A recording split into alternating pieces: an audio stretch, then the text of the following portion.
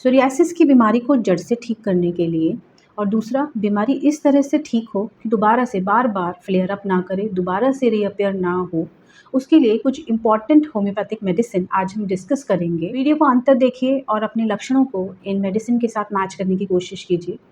सबसे पहली मेडिसिन है सल्फ़र। सल्फ़र जो होती है टॉप मोस्ट मेडिसिन होती है, किसी भी स्किन कंडीशन के लिए दी जा सकती है, अगर आपके सिम्पटम्स मैच करते हैं तो। सल्फ़र की कंडीशन में जो स्किन की कंडीशन होती है बहुत ही ज़्यादा अनहेल्दी स्किन हो जाती है। एकदम ड्राई, हार्ड, रफ़, एकदम सूखी हुई स्किन हो जाती है, जैसे कि उसमें झुर्रियाँ पड़ गई हों, इस तरह की स्किन की कंडीशन हो जाती है। जगह-जगह जो पैचेज़ होते हैं सोरियासिस के वो हार्ड हो जाते हैं, ड्राई होते हैं, उसमें स्केल्स जो होते हैं वो निकलते रहते हैं और उसके अंदर बहुत ही ज़्यादा इचिंग होती है। इतनी ज़्यादा खुजली होती है कि पेशेंट उसको स्क्रैच करते रहते हैं, उसको जितना ज़्यादा उसको खुजाते हैं उतनी ज़्यादा खुजली और ज़्यादा बढ़ जाती है। स्पेशली जो इचिंग होती है वो रात के टाइम पर और भी ज़्यादा बद से बदतर हालत हो जाती है और जैसे ही पेशेंट बेड पे लेटेगा उसको इचिंग स्टार्ट हो जाएगी डिफरेंट डिफरेंट पैचेस में। मैंने बताया कि जो सल्फ़र की स्किन होती है वो बहुत ही ज़्यादा अनहेल्दी होती है।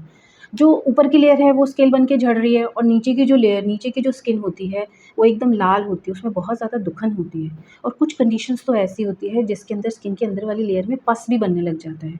उसमें बहुत ही ज़्यादा जलन और बहुत ही ज़्यादा हीट भी निकलती है। सो जो हीलिंग प्रोसेस होता है ना स्किन का वो डिले हो जाता है। बेसिकली सल्फ़र एक ऐसी मेडिसिन है जो दोनों ही 2 ऐसी कंडीशन है जिसमें बहुत ही बेहतरीन तरीके से काम करती है। पहला, अगर सोरियासिस अभी-अभी डेवलप हुआ है, अभी कुछ महीनों से 2-6 महीने से ही आपको पता चला है कि आपकी स्किन में सोरियासिस डेवलप हो गया है, तो ट्रीटमेंट को स्टार्ट करने के लिए भी हम सल्फ़र मेडिसिन यूज़ करते हैं। और दूसरा, जो बहुत सालों से दबा हुआ सोरियासिस है, यानी कि बीमारी को कुछ-कुछ खा के, कुछ स्टेरॉइडल मेडिसिन लगा के, लोशंस लगा के बीमारी को दबा लिया है अच्छे से और उसके बाद थोड़े दिन ठीक रहता है, फिर दोबारा से आ जाता है, थोड़े दिन ठीक रहता है, दोबारा से आ जाता है और ज़्यादा फैलता जा रहा है पूरे शरीर में। तो ऐसी कंडीशन में भी सल्फ़र दी जाती है, क्योंकि इस कंडीशन में सल्फ़र डिटॉक्सिफ़िकेशन करती है बॉडी का, यानी कि जो पुरानी मेडिसिन खा रखी होती है, उसके असर से भी बॉडी को बाहर निकालती है, आपकी ऑटो इम्यूनिटी को भी ठीक करती है और आपकी स्किन को भी हेल्दी बनाती है। तो ये हमारी पहली मेडिसिन हो गई सल्फ़र। एंड आगे बढ़ते हैं। सेकंड मोस्ट इम्पॉर्टेंट मेडिसिन है arsenic album. Arsenic album psoriasis के केसेस में बहुत ही अच्छे से काम करती है। स्किन की कंडीशन वैसी होती है, जगह-जगह पे या फिर फोल्ड्स में पैचेस बने होते हैं जिस पे से स्किन झड़ती है और अंदर की स्किन जो है वो लाल हो जाती है। बट इसके अंदर स्किन की कंडीशन में बहुत ही ज़्यादा जलन होती है, चुभन होती है और हीट निकलती है। जलन बहुत ज़्यादा होती है और उस गर्माहट में आराम पाने के लिए जनरली गर्म पानी से आराम मिलता है और कुछ गर्म लगाने से स्किन में आराम मिलता है।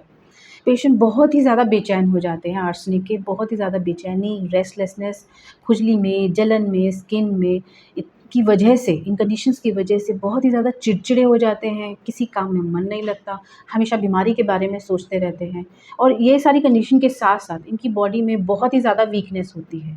थक जाते हैं जल्दी से, कुछ काम में मन नहीं लगता, हमेशा बीमारी के बारे में सोचते रहते हैं।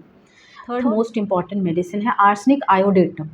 अगर स्किन में जगह-जगह और स्पेशली फोल्ड्स में बड़े-बड़े सोरियासिस के पैचेस बन जाए, उसमें से बड़ी-बड़ी स्किन निकले, लेयर निकले और अंदर के जो स्किन हो एकदम लाल हो जाए, उसमें रॉनेस आ जाए, सोरनेस आ जाए, दुखन हो, चुभन हो, जलन हो और जल्दी से हील नहीं हो रही हो, ऐसी कंडीशन में आर्सेनिक आयोडेटम जो है वो बहुत अच्छा काम करता है। फोर्थ इम्पॉर्टेंट मेडिसिन है पेट्रोलियम। अधिकतर जो सोरियासिस की कंडीशन होती है वो सर्दियों में और भी ज़्यादा एग्रेसिव मोड में चली जाती है और भी ज़्यादा वर्स, बद से बदतर हो जाती है, क्योंकि स्किन के अंदर ऑटोमेटिकली ड्यू टू वेदर की वजह से भी ड्राइनेस बढ़ती है और साथ-साथ सोरियासिस की कंडीशन ही ऐसी होती है जिसमें स्किन जो है और भी ज़्यादा ड्राई हो जाती है।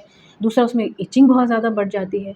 पेट्रोलियम उस कंडीशन में बहुत अच्छा काम करती है जब विंटर सीज़न में सोरियासिस के पैच दोबारा-दोबारा आएँ और बहुत ही ज़्यादा ड्राई हो जाए, रफ़ हो जाए, मोटी-मोटी पपड़ियाँ जम जाएँ और वो हार्ड पपड़ियाँ हों और जब उसको स्क्रैच करें तो उसके अंदर से जो है लाल-लाल स्किन हो जाए।